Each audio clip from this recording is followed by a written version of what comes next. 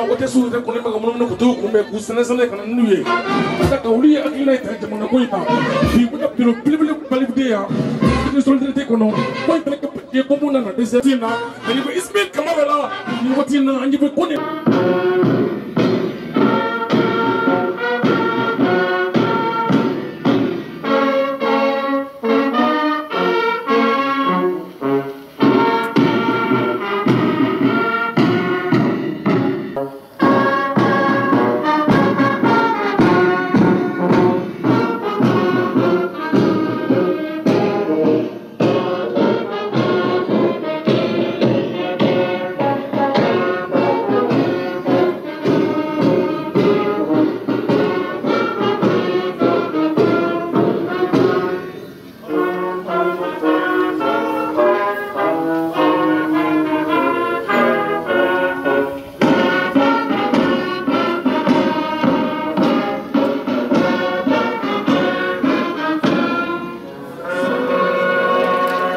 Merci, merci, merci. Jama sangani bay. Jama awni che awni baraji. Awni masira no. Ni fay bana. La ka awni bay man so. Vraiment nié en beka da yini de. En préciser le kalima. En pleka famille damni. Nasra ka c'est Dana vraiment avec Malidou Keredi Andigmasa Andiguna qui Andigmas donc la folie beb au payer à la cas ni fait ici les mille frères à la cas bancaire là. Comment de la Sangranga Otemene Kofe son excellence Assimi Goïta Ko qu'on a échoué ko ye Mali Chifina Kaudi échoué angani vente tokoroba noli kumabla ami korofodi Chifina Kauma sotiba jeunesse olu tokola Adama Diallo ami korofodi ama akaka don bismillah nga foli be bela jele o beni che go beni braji on tout signé do fani ne kono bi gré ne ala mouvement Mali espoir on faw o le sura suye en baw o le sura simuso on est bien d'accord il y a une situation on est Assimi be yoro on bi say on va faire plus Assimi dara ko mi melaga de ni mouvement ci on ma bi donc on a ce kumbe era ni badena félicitations vive encore Assimi vive Mali 3 danebo ni jama sanu mayna bi femi mauna to soro o kana ushi takato soro ala kan be kelema ala kan la nyinu sabati campagne bele lancement commune 1 mouvement Mali espoir ambi au Canada amina bureau validé ni gatla ka constitution yi fo awye awde bina ta fo constitution mako awo ansona oh ibita fo fami mako awo ansona fita kono ko don e jango akono ko kuma baw munun na fabe awka nono de bina wala kale awye sisa donc ambe o de Canada teliala ambi Canadi bureau si bawma o ka bureau validé ni o sori Ibrahim Kone anaka mawi pour que bro aka validé donc bureau validé pour bien. Il y a le secrétaire à l'implantation, il y a le secrétaire chargé des structures, mais il faut que la structure soit donc groupe Mingang validé, je crois que c'est le groupe 2. Cheikh Mar Kamara bien, il y a chef de file. Donc Ambe Madama, Kasoroka d'ici c'est bon. Donc consensus bureau. Ok, donc on va continuer. Donc, Ama il a fait secrétaire administratif du bureau là. Au Ghana, l'ici n'est qu'à Kala. N'est pas mon Kenega. Au bout où les coups de donc, quand il y a un consensus après, en plein bureau acclamé, nous, catégorie pour bureau. Donc, pour continuer le reste de l'activité. Merci bien. Absence de là. Mais, absence qu'on donne. Donc, Ambe a une offre. Amba ni jama bɛ fɛ an bɛ bureau bɛɛ validé sous réserve bureau bɛɛ bɛ validé sous réserve o kɔrɔ an bɛ bureau bɛɛ validé mais bureau kelen bɛ baara ni dɔ bɛ k'o la comme Kamara Segali y'a fɔ cogo min na donc a bɛ se ka bureau 4 bɛ acclamer ɲɔgɔn fɛ a b'a ɲini jama fɛ an ka wuli k'an jɔ ka bureau 4 acclamer ɲɔgɔn fɛ s'il vous plaît. ka bureau bɛɛ lajɛlen validé la. Fɔli dɔɔni k'aw ye an ka sariya bolodalen kan sariya sunba bolodalen ni o vote bɛ kɛ juin kalo 18 nata Mali dugukolo bɛɛ lajɛlen kan. Vote in kun ye mun ye Sotubakaw a tɛna vote Asimi ye a tɛna vote 5 colonels ye nka a bɛna vote Mali de ye. A ko Mali kura ne ko Mali ɲuman an bɛ Mali ɲuman de nɔfɛ sini surtout kɛrɛnkɛrɛnnenya an balakaw musow a ye lamɛnni kɛ ni constitution ni a dabɔra aw de kama denmisɛnw cɛ muso maakɔrɔba Mali la mɔgɔw tɔɔrɔ la depuis 2012 fo 6 ans gɛlɛya bɛ Mali la malidenw de sigira assise nationale tɛmɛnen na ka taasibila kɛ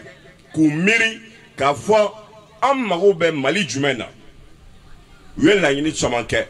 n'u k'o ma ko doléances o laɲiniw de nana wolo an ka ɲɛmaaw fɛ k'u sigi k'u miiri ka malidenw wele maa wɛrɛ ma bɔ jamana kɔfɛ dɛ an malidenw an yɛrɛ ka experts de sigira ka ni constitution in bila n'o ye sariya sen 191 a bɛɛ kɛkun ye malidenw ka hɛrɛ.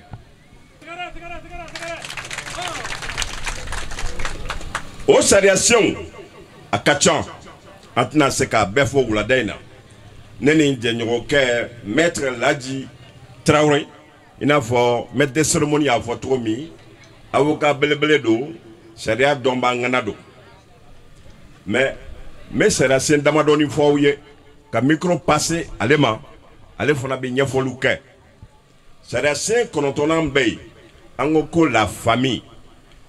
du bɛ se ka protéger cogo di du bɛ se ka lakana cogo di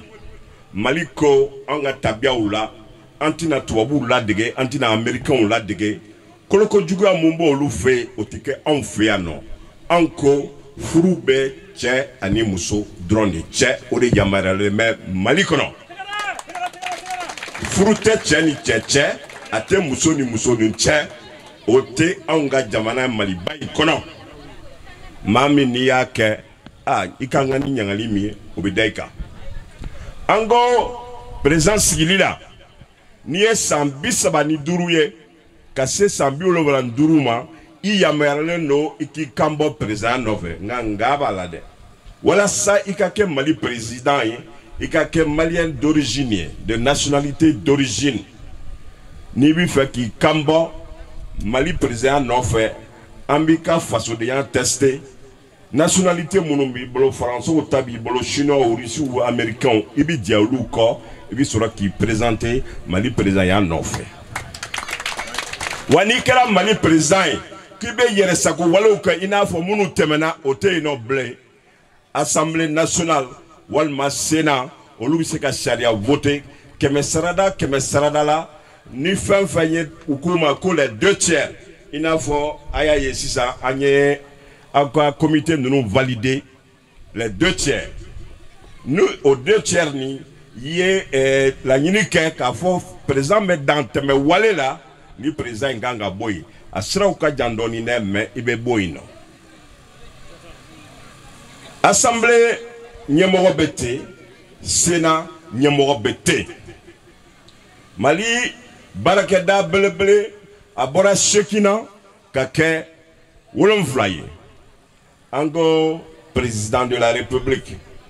mɔgɔw b'a fɔ ko les institutions du Mali le gouvernement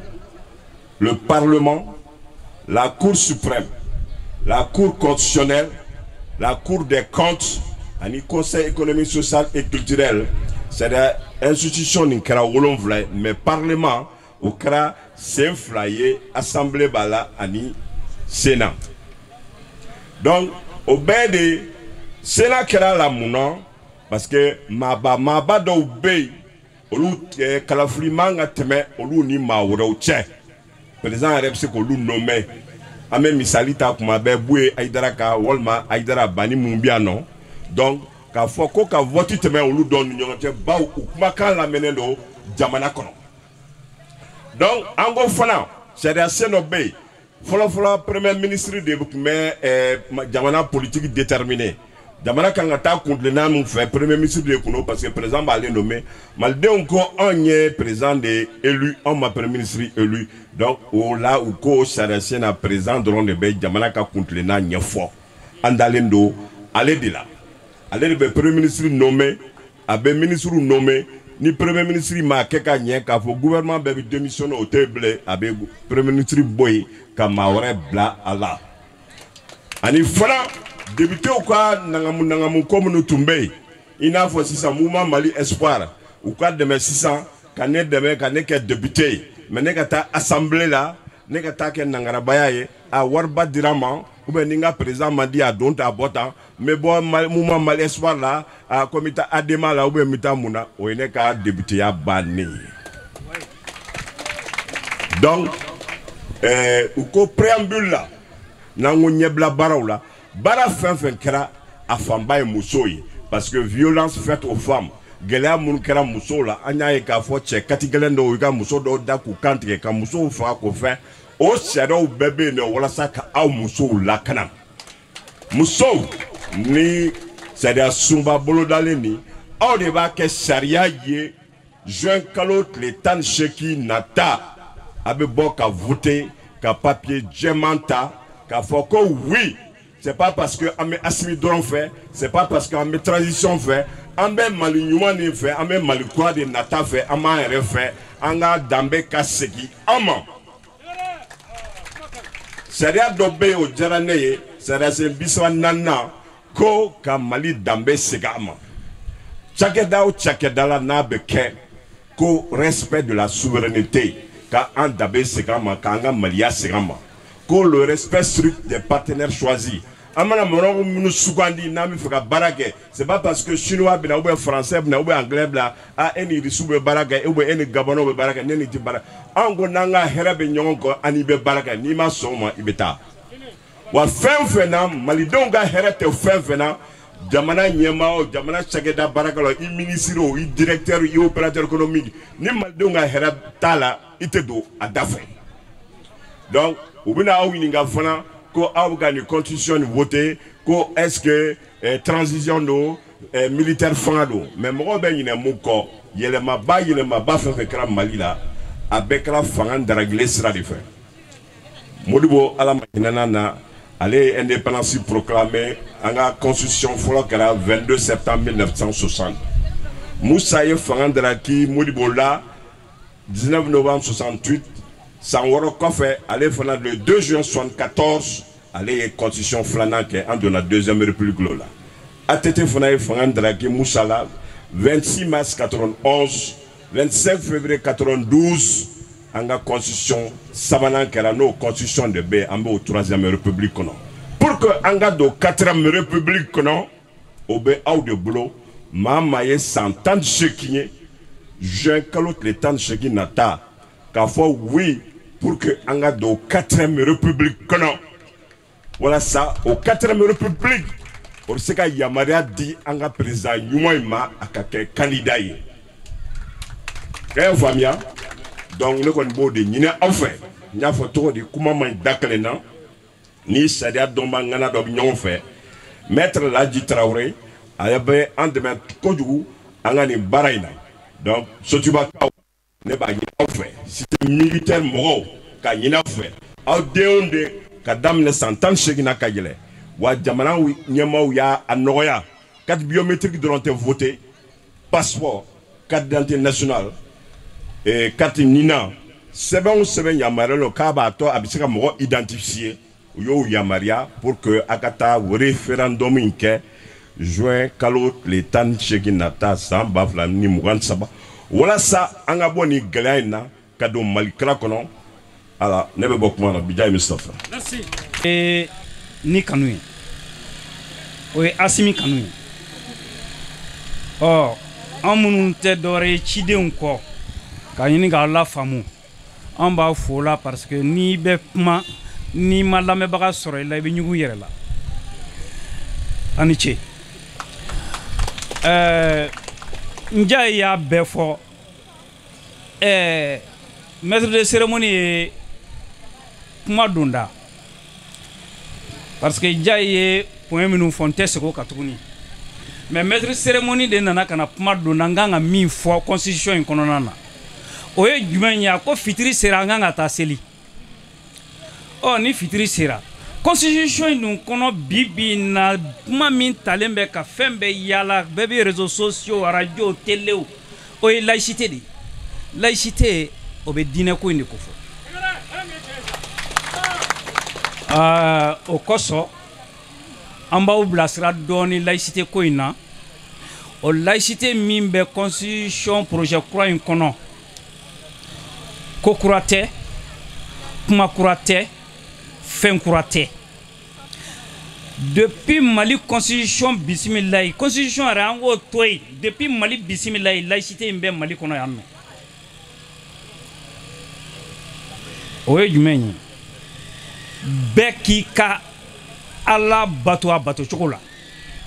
si kana don si gasi la si kana si lagosi laïcité min filɛ nin ye aujourd'hui n'o bɛ k'a fɔ ko k'a bɛ diinɛ contre la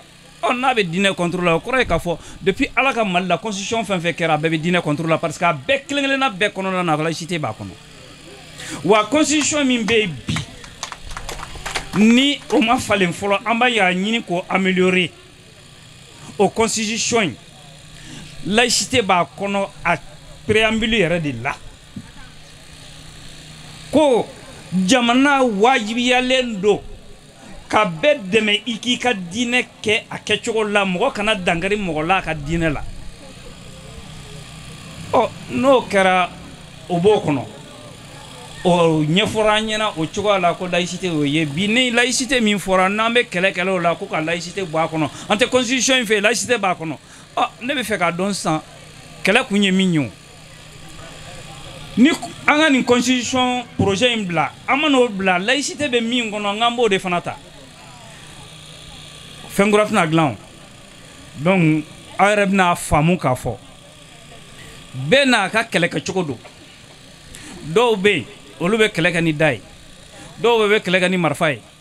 dɔw yɛrɛ bɛ kɛlɛ kɛ ni juguya ye bɛɛ n'i ka kɛlɛ kɛcogo don nin fana ye kɛlɛ sira dɔ de ye dɛ colonel ninnu nana de u ye naw bɔn na min bɔnna dugutigi kɔrɔ tɛ dugu ɲɛlen fɛ o olu tɛ fɛ foyi ka réussir ninnu bolo ɲɔn tɛ laïcité bɛ bi laïcité ko sini k'a tɛ kɛ yen nin nɔ a tɛ kɛ kun min na a b'o fɔ an ɲɛna u bɛ fɛ ka min fɔ o tɛ b'u da o an t'aw fɛ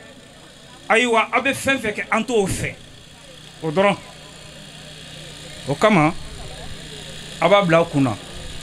laïcité ko kuma in diinɛ ko tɛ ɲɔn tɛ n ko diinɛ dɔw tun b'an fɛ yan nɔ chrétien o silamɛya o a bɔra yɔrɔ yɛrɛ de ka na a ma falen Mali la a ma tila Mali la yan nɔ n donna a la de parce que an y'a kanu ne wolola silamɛ du kɔnɔ n tɔgɔ dara ko karisa in a y'a min mɔgɔ minnu ye lamɔ u ye silamɛ diinɛ de ɲɛ jira n na karisa taa nin sira fɛ nin de ye sira ɲuman ye ne tugura o kɔ minnu fana lamɔna chrétien diinɛ fɛ yen nɔ est ce que ne bɛ se k'a fɔ ko somɔgɔw ma lamɔ ka ɲɛ a ka tugu ne ta kɔ ne ta ka fisa a ta ye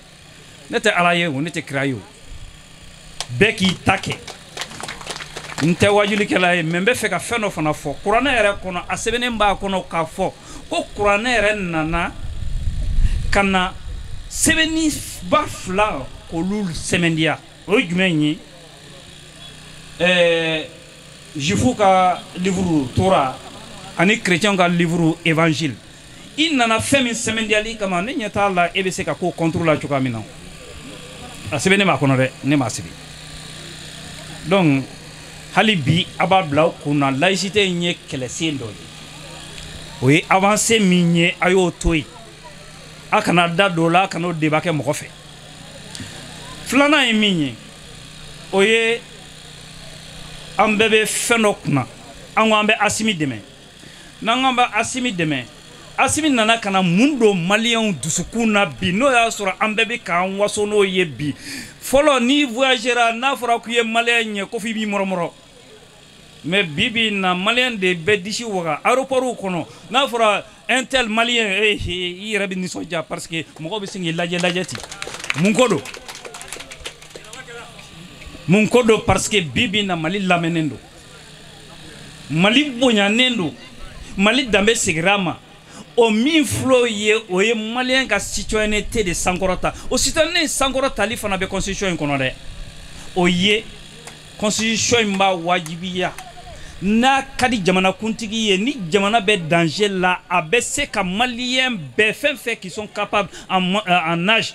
k'a bɛɛ mobiliser an ka wuli k'an jɔ ka jamana fɛngɛ ni min bɛ se marifatala bɛ marifa ta ni min bɛ se hali biro kɔnɔ baara la i bɛ baara kɛ mun bɛ se mobili boli la i bɛ mobili boli terrain kan ka taa o citoyenneté min filɛ o ye o tun tɛ malien dusukun na fɔlɔ dɛ ni ko kɛra an bɛ se k'an kanto ten cɛ nin ye faamaw kungo ye sa an ka fɛn t'a la mais n'a dun dabirila an ka bɛ dabiri an bɛɛ de da la jamana wɛrɛ bɛ jɔnni bolo bɛ n ja ye fɛn dɔ fɔ n bɛ segin a kan mɔgɔw t'a yɔrɔ ye u b'o fɔ k'o fana kɛ kɛlɛsen dɔ ye o ye ko wɛ ko diaspora mɔgɔw diminen dɛ k'a fɔra k'u tɛ se ka kɛ président ye nkalon don a ma fɔ fansi a fɔra de n'i bɛ fɛ ka kɛ président ye Mali la nationalité wɛrɛ kana k'i bolo i b'i ka candidature déposer wagati min na parce que a kɔrɔ bɛ ɲɔgɔn na koyi bibi na Burkinabé bɛ se ka Blaise sɔrɔ cogo jumɛn na Blaise tɛ ivoirien 100% ye bi tubabuw ka faama dɔ bɛ yen o bolilen bɛ ka t'i da Liban ko libanais don libanais passeport de b'a bolo Carlos Ghosn a nɔ minɛnen tun tɛ kaso la Japon a m'i jija ka boli ni malien fana an ye mɔgɔ ta min passeport 2 b'a bolo 3 b'a bolo ni a ye tiɲɛni kɛ yan a jigi tɛ Mali kan o ale b'a dɔn sigiyɔrɔ wɛrɛ b'ale la min tɛ Mali ye n'a tiɲɛna a bɛ boli ka taa malien t'a sɔrɔ tuguni tiɲɛni min kɛra anw b'an ta da Ala kan o ka kan wa n'i ye tiɲɛni kɛ yɔrɔ min na i kan ka dilan yen de n'i m'a dilan yen ni ɲagini min ka kan o kan ka da i ka yen nɔ o ɲɛsiranɲɛ kosɔn parce que u b'a dɔn an ka politique mɔgɔ baden bɛ bi nationalité 2 3 b'u bolo an m'u caman taalen ye ka tunu an na u ye visa ɲini ayi mɔgɔ tɛ visa ɲini ka t'i faso la dɛ u b'u faso kuraw de la u b'u faso de la u dusukunna faso yan y'u tɔgɔla faso ye u bɛ wari ɲini yɔrɔ min na yan ye marché ye marché kɛra poche fara aw ganna u taar'u da yen nɔ bɛ k'a dun aw de b'a sɛgɛn na yan wa aw bɛ Asimi de dɛmɛ ka bɔ aw sɛgɛn na donc ne bɛ kuma bila yan nɔ ani ca ni baraji musow ye kosɛbɛ ɲɛ b'a la musow ka ca ni cɛw ye n'i y'o ye kɛnɛ min na o ye kɛnɛ ɲuman ye o ye ko ɲuman ye a ye tɛgɛrɛ fɔ aw yɛrɛ ye musow n tɛna kuma janya kosɛbɛ an bɛ mun kɔnɔ yan an bɛɛ bɛ jamana ko de la yan depuis kunu kana bi sɔgɔma fo sisan n'i y'a ye kɛnɛ in sigi la cɛw dɔw ni muso dɔw de wulila ka kɛnɛ in ɲɛnamaya ka mɔgɔw fara ɲɔgɔn kan mobilisation kɛ n b'o mɔgɔw fo n tɔgɔ tɛna se d'a ma Sotiba cɛw ni musow n b'aw fo n ka foli b'aw ye aw de ye kɛnɛ in ɲɛnamaya n ka foli bɛ mouvement Mali Espoir tɔnden bɛɛ ye commune 2 mɔgɔw bɛ yan commune 4 mɔgɔw bɛ yan commune 1 mɔgɔw bɛ yan n ka foli b'u fana ye kosɛbɛ n ka kuma bɛ se kuma ma kosɛbɛ o ye juin kalo tile 18 kalafili min bɛna kɛ an bɛɛ ka bɔ an ka fɔ an ka dudenw ye an teriw an nimanaw an jɛɲɔgɔnw an bɛɛ ka bɔ an ka taa kala ta n b'o de ɲini an bɛɛ lajɛlen fɛ komi su kora an bɛ bɔ kuma kɔnɔ an bɛɛ ni ca an yɛrɛ ye jamana ko don n bɛ n filɛlibaga bɛɛ fo n bɛ n nɔfɛmɔgɔ bɛɛ fo mɔgɔ mɔgɔ tun bɛ kɛnɛ in kan bi Sotiba an nana biro 4 de valider Sotiba bi a kɛra wasa ye muso tun ka ca kosɛbɛ ka tɛmɛ cɛ kan o ye tamasere ɲuman ye o ye nisɔn duman ye ka se an ma welewele min fɛ ka se maliyɛndenw ma an bɛna don mun kɔnɔna na bi n'o campagne dayɛlɛla sɔrɔ n'a y'an ka lancement kɛ Sotiba sisan campagne fɔli ye mɔgɔw ye o ye kalata mun bɛna kɛ kalo tile 18 n'o ye sariya sunba yɛlɛmali ye maliyɛn cɛ fara muso kan denmisɛnnin fara mɔgɔkɔrɔba kan n bɛ welewele lase bɛɛ ma bɛɛ ka bɔ ka taa kala ta awɔ ka tɛmɛ awɔ ka se ka tɛmɛ fana kɛmɛ sigi la ni 99 ye o de y'an ka laɲini ye awɔ bɛ se ka tɛmɛ cogo min na n'o ye sɛbɛnfura jɛman ye m'a ɲini bɛɛ fɛ ka bɛɛ ka bɔ ka taa sɛbɛn fura jɛman ta campagne lancelen filɛ nin ye activité caman b'an bolo don n'a nataw la an kan ka taa nin kɛnɛba ɲɔgɔn sigi Fajigi la o kɔfɛ an kan ka taa nin kɛnɛ ɲɔgɔn sigi Korofina Sud fana na ani quartier wɛrɛw la fɛn caman caman b'an bolo fo campagne ka taa kuncɛ. Ne ye Madame Kone Saran Kabaye ne ye bureau national la commune 4 mouvement Mali Espoir. Bon komi y'an se a faso kanu de don n'o ye référendum ko bɛ sen na fo maliyɛnw k'a dɔ de k'a fɔ ko élection Kasim ko tɛ ko Mali ko de don ka da min kan Mali ka kan ta référendum in de don et puis musow yɛrɛ k'u ka hakɛ sɔrɔ et puis n bɛ Sutibakaw fo fɔlɔ parce que an ye sigi min kɛ bi a kɛra sigi sawale ye an y'a ye k'a fɔ muso engagélen don o de y'anw yɛrɛ ka laɲini fanba ye parce que muso de ka ca jamana in kɔnɔ ni cɛ ye n'i ye jamana in mɔgɔ sigi mɔgɔ 100 o 100 muso bɛ taa 50 ni kɔ la donc musow y'a yira k'a fɔ vraiment u ye faso de ɲumanw ye référendum ko in ti dɔ wɛrɛ ye Mali ko de don an k'a dɔn k'a fɔ Assimi ko tɛ le 5 colonel ko tɛ n'a ye référendum n'a passera a ka ɲi Mali de ma a ka ɲi an musow ma surtout parce que anw musow ka ko min bɛ référendum in kɔnɔ o de ye koba ye koba jumɛn parce que a b'anw sigi an ka fɛn bɛɛ kɔnɔ hali cɛw ka quota min bɛ référendum na fɔlɔ n'o ye 30% ye Assimi nana n'a ye fo 50 na parce que anw musow yɛrɛ de y'a laɲini o de y'a to ne b'a fɔ mɔgɔw ye u kana référendum ko in kɛ Assimi ko ye u k'a kɛ Mali ko ye malidenw bɛnna min kan o de kɛra gafew kɔnɔ anw yɛrɛ ye atelier min kɛ musow sɔrɔla anw cɛla minnu y'a fɔ an ɲɛna olu ni président ka sigi ka kuma dugutigi ni président ka sigi ka kuma a fɔlɔ kɛra Assimi ta ye hali mara ka sigi so Assimi de nana n'a ye bon Assimi y'a n'a ka denbaya di yɔrɔ min na maliyɛnw anw man ka dɛsɛ ka Assimi dɛmɛ o la dɛ parce que ale y'a yira a wagati bɛɛ ale bɛ se ka faga donc a b'a kɛ mun kama a b'a kɛ faso ko de kama donc vraiment musow k'a dɔn k'a fɔ nin y'anw ka ko de an ka bɔ le 18 inchallah ka voter k'a yira k'a fɔ ni référendum ko ti ko wɛrɛ ye ni constitution ko tɛ dɔ wɛrɛ ye musow ka ko de don parce que an bilala an ka droit bɛɛ kɔnɔ a yirala fɛn fɛn n'a ma n'anw musow ye Assimi y'a yira référendum kɔnɔ an k'a fɔ an y'a fɔ wa a bɛɛ taara en compte ani jamana yɛrɛ tagabolo i ko tɛna segin a kan bilen a bɛɛ fɔra Kɔrɔnjan in fɛ ani maître fɛ donc vraiment ne bɛ min ɲini maliyɛnw fɛ surtout musow an ka bɛn an ka don da kelen fɛ an ka bɔ da kelen fɛ an ka Mali ko an ka kɛ Mali ko ye an ka bɔ politique ko la an ka bɔ mouvement ko la an bɛɛ k'an tɛgɛ di ɲɔgɔn ma ka don da kelen fɛ ka bɔ da kelen fɛ k'a fɔ an ka Mali an b'o de nɔfɛ n'an n'u sɔnna musow Mali bɛ to an bolo mais n'an ma sɔn an tɛ Ala deli min na o bɛ kɛ dɛ parce que ni référendum ko in de ɲana Mali fɛn bɛɛ bɛ k'a yɛrɛ ta ye donc o de tun bɛ ne fɛ k'a fɔ hakɛto bɛ kuma la n ka foli b'aw bɛɛ lajɛlen. Présidente des femmes de la commune 2 n b'a ɲini ne ka kuma bɛ se musow ni denmisɛnninw de ma madame Sow Umu Sidibe Sara y'a fɔ cogo min na aw musow aw ni kan ka wuli ka nin ko k'an ta ye cɛ saya digira an na den saya digira an na tukun lataga digira an na donc an bɛ yɔrɔ min na bi n'an ko ko Mali ka changer o nafa fɔlɔ ye anw muso n'an denw de ye donc an bɛ le 18 bɛɛ bɛ wele musow fɛn bɛ san 18 na an bɛɛ ka bɔ n'an denw ye n'an bɔra cɛw b'an kɔ n'an bɔra musow b'an kɔ donc an ka bɔ an cɛw fana b'an kɔ an ka taa voter ka jamana yɛlɛma k'a k'an bɛɛ ta ye bɛɛ bɛ niyɔrɔ sɔrɔ a kɔnɔ. Ne ye madame Keita Bintu Jabate an ye mouvement Mali Espoir wele ka na an ka commune na bi an b'a fɛ an ka fanga ka segin so cɛ sayaw digira an na den saya digira an na balimakɛ sayaw digira an na bon an ka laɲiniw caman tɛ sabati ni ko nana min b'a to o bɛɛ bɛ segin an ma an tɛ se ka foyi kɛ fo min b'o sankɔrɔta donc o sankɔrɔtali o ye ka wuli fɔ donc anw commune 1 musow commune 1 tɛ an fanga bɛ se fan o fan fɛ anw bɛ ko oui. Ne tɔgɔ Umu Jalo ne bɛ Sotiba yan nɔ n bɛ ka kuma Sotiba jeune bɛɛ tɔgɔ la ka bɛɛ invité bɛɛ ka taa voter le 18 juillet inchallah aw bɛɛ ka wuli digi Assimi Goïta ye c'est pas seulement pour Assimi Goïta mais Mali ko de don voilà les jeunes les femmes les hommes bɛɛ ka bɔ le 18 a ka taa wuli digi. Ne tɔgɔ Aminata Traoré an bɛ Sotiba commune 1 na nɔ an bɔra an nana Assimi Goïta ko de la Mali ko de don Assimi Goïta ko tɛ an bɛ rendez-vous di bɛɛ ma le 18 an bɛɛ ka bɔ an ka taa wuli digi a kan an ka Mali an ka bɔ an ka Mali soutenir kɛlɛ ka dabila an bɛ ka bɛn de ɲini bɛn ni kɛlɛ ka sabati an bɛɛ lajɛlen cɛla o de ka d'anw ye an ka laɲini o de ye wulada